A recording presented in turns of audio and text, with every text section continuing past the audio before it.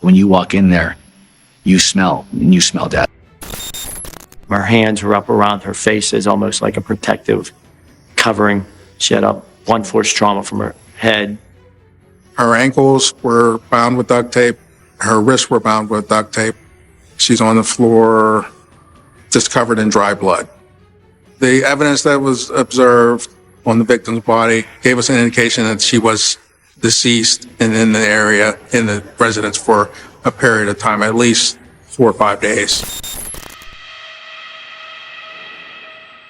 Bienvenue sur Histoire d'un crime. Mais avant de commencer, si vous êtes nouveau ici, sachez que je partage des histoires de crimes, résolues ou non, 2 fois par semaine sur cette chaîne. Si vous appréciez le contenu, n'hésitez pas à vous abonner. Maintenant, préparez-vous à entrer dans le cœur de cette affaire.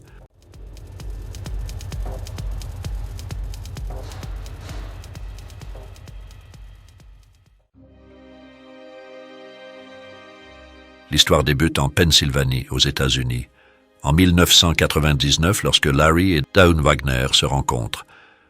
Dawn, une mère célibataire de 4 enfants, séduit rapidement Larry par sa beauté et son charisme. En 2001, ils se marient et déménagent près de Pittsburgh, où résident les parents de Larry. Dawn a 4 enfants, Timothy, Mindy, Jennifer et Sarah, et Larry devient une figure paternelle, particulièrement pour Sarah. Dawn et Sarah partagent une relation très proche, presque comme des meilleurs amis. Cependant, Sarah lutte contre des problèmes de dépendance, ce qui met leur relation à rude épreuve. À 17 ans, Sarah devient accro à l'héroïne. Larry et Dawn décident de déménager en Pennsylvanie pour obtenir l'aide nécessaire pour Sarah, l'inscrivant dans une cure de désintoxication. Sarah parvient à se désintoxiquer, mais cela ne dure pas.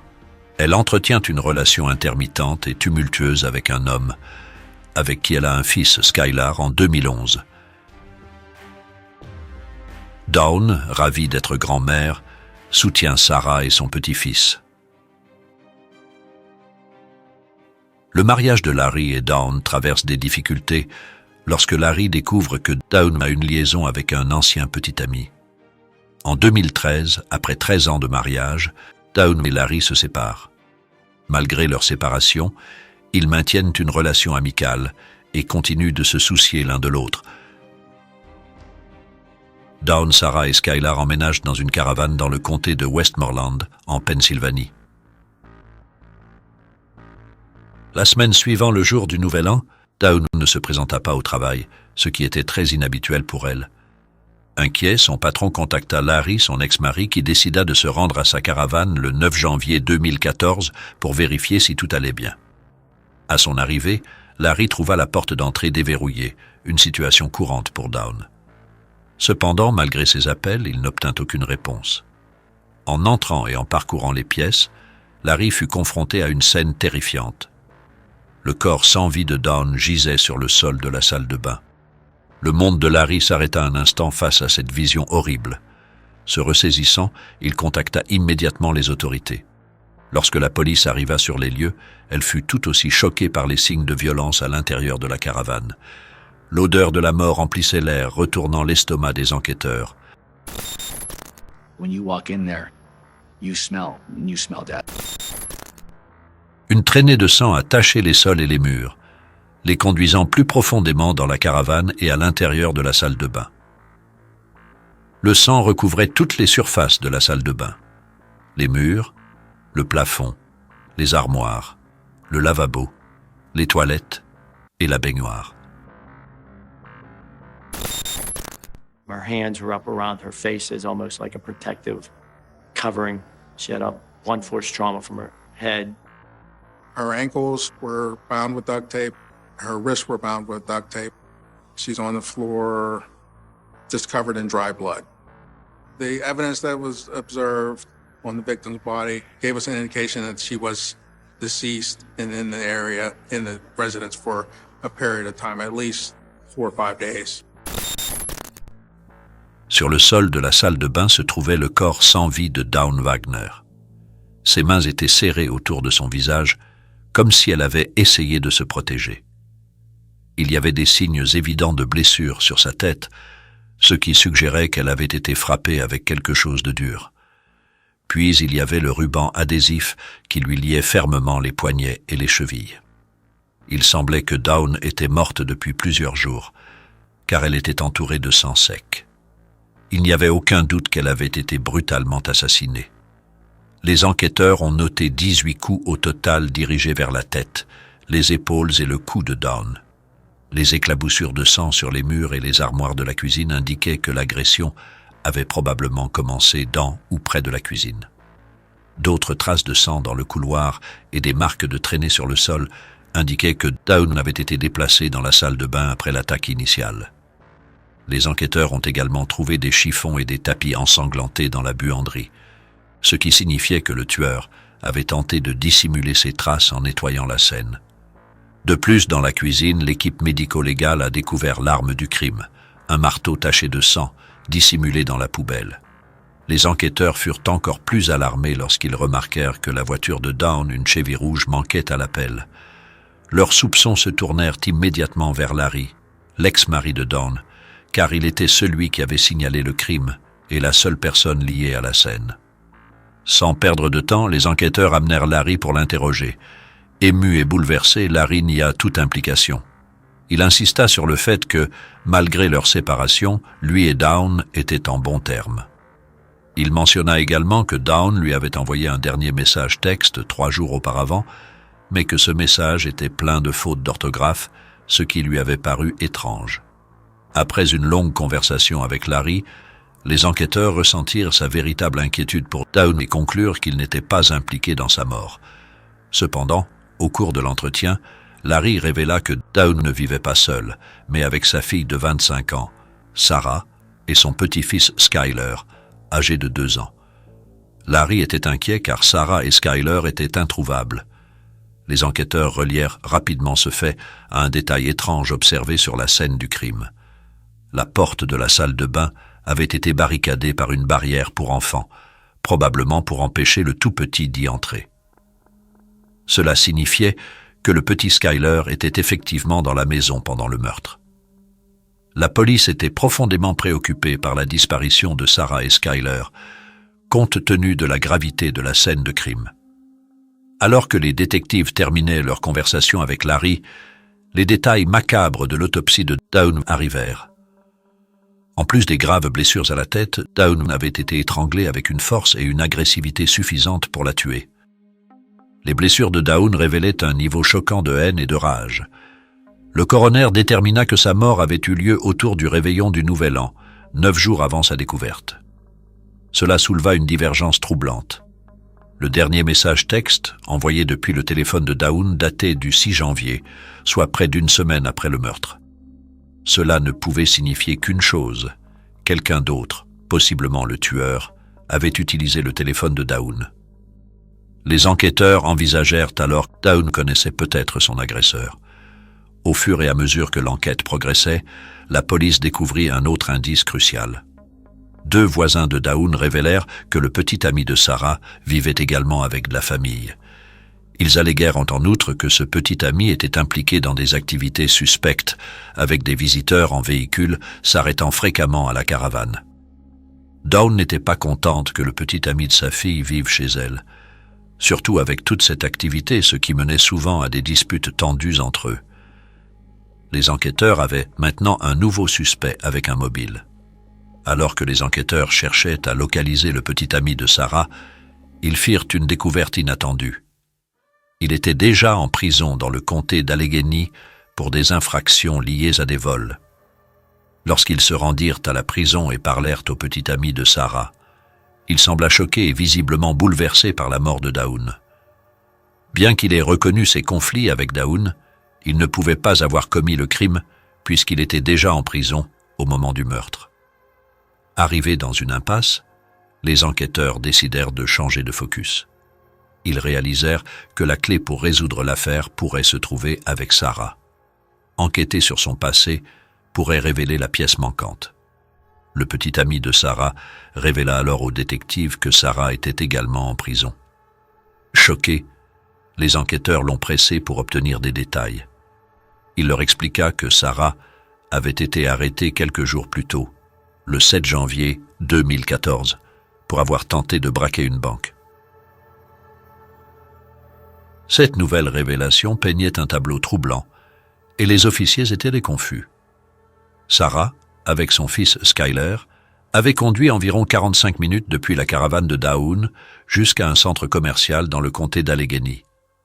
Là, elle avait tenté de braquer un restaurant Subway puis une banque, tout en ayant Skyler dans la voiture. Elle avait réussi à voler environ 320 $ en espèces, mais avait été arrêtée peu après avoir quitté la banque. Pendant que Sarah était envoyée en prison, Skyler était confié à sa grand-mère paternelle. Les détectives trouvaient étrange que la femme qu'ils cherchaient désespérément soit déjà derrière les barreaux.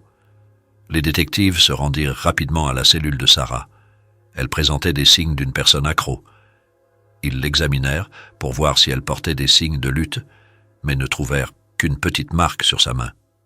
Pendant l'entretien, Sarah semblait confuse quant à la raison pour laquelle il lui posait des questions sur le braquage de la banque. Puis les officiers lui annoncèrent que sa mère avait été retrouvée morte dans la salle de bain.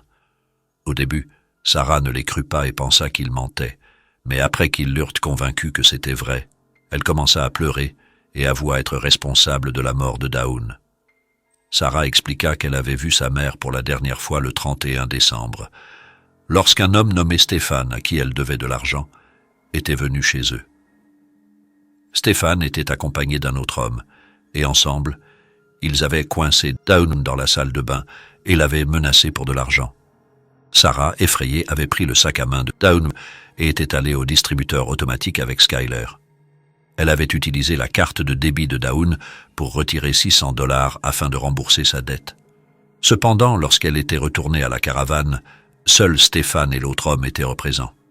Daoun était introuvable. Sarah avait payé les dealers de drogue et supplié de savoir où était sa mère. Mais Stéphane n'avait donné aucune réponse, affirmant seulement qu'il n'avait pas blessé Daoun. Craignant pour la sécurité de Skyler, Sarah avait décidé de partir et d'emmener son fils dans un endroit sûr. Elle n'avait pas vu Stéphane ni sa mère depuis la veille du Nouvel An, mais maintenant que Daoun avait été retrouvée morte, Sarah était sûre que c'était l'œuvre de Stéphane. Les enquêteurs passèrent les premières heures du 10 janvier 2014 à essayer de trouver Stéphane, mais leurs efforts furent vains. Sarah ne put fournir d'informations utiles comme le nom complet de Stéphane ou une description physique. Ils commencèrent à se demander si Stéphane existait vraiment et si Sarah disait la vérité. À un moment donné, pendant son entretien, Sarah déclara qu'elle conduisait la voiture de la mère de son petit ami, mais lorsque la police vérifia, ils découvrirent qu'elle conduisait en fait la Chérie rouge de Daoum, qui se trouvait dans la fourrière après l'arrestation de Sarah. Cela rendit les détectives plus suspicieux, pensant que Sarah pourrait mentir. Les enquêteurs approfondirent leurs recherches et découvrirent que le 31 décembre, Sarah s'était rendue à une station-service pour utiliser la carte bancaire de Daoun. Les images de vidéosurveillance montraient Sarah en train de retirer de l'argent. Les détectives vérifièrent ensuite les images de sécurité d'autres endroits à proximité, comme des magasins locaux. Police arrested and charged Rick Halloran with trying to rob a Subway and successfully robbing a PNC bank in Olympia Shopping Center. Le 4 janvier 2014, Sarah fut vue en vidéo au Walmart de Delmont, non loin de l'endroit où Daoun avait été tué. Elle y achetait des produits de nettoyage et un grand bac en caoutchouc, juste 4 jours après la mort de sa mère et 3 jours avant son arrestation. Toutes les preuves pointaient vers une conclusion horrible. Sarah était probablement celle qui avait tué sa propre mère. Les détectives l'emmenèrent de la prison du comté d'Allegheny aux casernes de la police de Pennsylvanie pour un nouvel interrogatoire. Initially, she was begging us for a cigarette. She said, she was willing to speak with us if we were able to give her a cigarette. So we just knew that, the next day, let's try to provide her with a cigarette. Hopefully she'll open up more, and that was the case. The following day, as we were bringing her back, I drove the vehicle. Trooper Andrew Kanik was in the back seat with Sarah. We gave her a cigarette, and at that point, she just opened up. She opened up to us about, look, here's what really happened. Sur le chemin du poste de police, l'un des officiers offrit une cigarette à Sarah, et elle commença finalement à parler de ce qui s'était réellement passé ce jour-là. Lors de l'interrogatoire, Sarah expliqua aux enquêteurs que sa mère l'avait récemment envoyée en cure de désintoxication, mais que ses envies étaient devenues insupportables à la veille du Nouvel An. Les symptômes de sevrage étaient trop intenses à gérer, et tout ce à quoi elle pouvait penser était d'en obtenir plus. Le 31 décembre, les envies de Sarah étaient à leur paroxysme. Lorsque Dawn rentra du travail, Sarah lui demanda si elle pouvait utiliser sa voiture. La frustration et la dépendance poussèrent Sarah à bout. I asked her if I could use her car to go get marijuana, but I was really going to go get heroin. And I think she kind of knew that. She told me no. I hit her in the head with the hammer. Elle vit un marteau dans la cuisine et, dans un moment de désespoir, l'attrapa. Dawn était assise dans le salon, en train de regarder la télévision. Sarah se faufila derrière elle et fit l'impensable. Sa mère tenta de s'enfuir, mais Sarah l'attrapa par les cheveux et la tirait au sol, puis elle l'a frappée avec le marteau. À un moment donné, Dawn a même supplié Sarah en lui proposant la voiture, mais Sarah ne pouvait plus s'arrêter. Sa mère, déjà ensanglantée et blessée, fut traînée dans la salle de bain et attachée avec du ruban adhésif. Pendant toute cette épreuve, Skyler, âgé de 2 ans, dormait dans l'autre pièce. Sarah, ne voulant pas le réveiller ni qu'il voie ce qui se passait, installa une barrière pour bébé pour le tenir à l'écart. Dawn, gravement blessée et saignant abondamment, se débattait sur le sol. She's telling us that she just killed her mom, and the reason why she killed her mom, she's letting us know that she killed her mom due to the fact that it was all related. You know, she's addicted to drugs. She wanted the drugs, and she was just out of her mind. Sarah avoua au détective qu'elle ressentait un peu de pitié pour sa mère. Ce qui choqua les enquêteurs fut la manière dont Sarah décrivait toute la situation avec une clarté troublante et un manque apparent de remords. Après avoir tué sa mère, Sarah s'est enfuie. Sarah, avec son fils Skyler, se sont installés dans un motel à la périphérie de la ville. Pendant plusieurs jours, ils y ont trouvé refuge, tandis que Sarah continuait à utiliser les cartes de crédit et de débit de Dawn. Ce qui était particulièrement étonnant, c'est que Sarah répondait même aux messages sur le téléphone de Dawn pour ne pas éveiller les soupçons. Après 3 jours, elle s'est rendue chez Walmart pour acheter des produits de nettoyage, avec l'intention de retourner chez sa mère et d'effacer toutes les traces de ses actes. Mais lorsqu'elle est arrivée avec Skyler, voir le corps de Dawn était trop bouleversant et elle n'a pas pu se résoudre à nettoyer. Quelques jours plus tard, à court d'argent, Sarah a pris une décision désespérée. Elle a installé Skyler dans son siège auto et s'est dirigée vers une banque à proximité pour la braquer. Obsédée par l'idée de se procurer de l'argent, elle n'a pas réfléchi au risque de se faire prendre. Après le braquage, Sarah a avoué qu'elle ressentait presque un soulagement, bien qu'il soit difficile de dire si elle regrettait ses actes ou si elle était simplement soulagée que son calvaire soit terminé. Suite à sa confession, la police a arrêté Sarah et l'a inculpée de meurtre au 1er et au 2e degré, ainsi que de vol. Pour les détectives, accepter que Sarah ait tué sa propre mère était particulièrement difficile. Le 31 octobre 2014, près d'1 an après le meurtre de sa mère, Sarah a comparu pour la première fois devant une salle d'audience en Pennsylvanie. Les procureurs ont soutenu que le meurtre de Dawn était prémédité, rendant Sarah éligible à la peine de mort. Cependant, l'avocat de la défense a argumenté que ses actions étaient influencées par sa dépendance à la drogue. En mars 2016, contre toute attente, Sarah a plaidé coupable de toutes les accusations portées contre elle. Le 19 avril 2016, elle a été condamnée à la prison à vie sans possibilité de libération conditionnelle. Si certains ont ressenti un sentiment de clôture avec ce plaidoyer de culpabilité, d'autres ont eu du mal à pardonner. I knew she was already remorseful. But, you know, the damage was done, and now she has to face the charges. It doesn't bring Dawn back. And killing her certainly won't bring her back. La police d'État de Pennsylvanie espérait que l'histoire de Sarah servirait de mise en garde sur les dangers de la dépendance, soulignant l'impact destructeur qu'elle peut avoir sur les individus et leurs proches. Le meurtre de Dawn Wagner par sa propre fille, Sarah, révèle les profondeurs horribles de la dépendance. La condamnation à perpétuité de Sarah rappelle le pouvoir destructeur de cette maladie et le besoin urgent d'aider ceux qui en souffrent.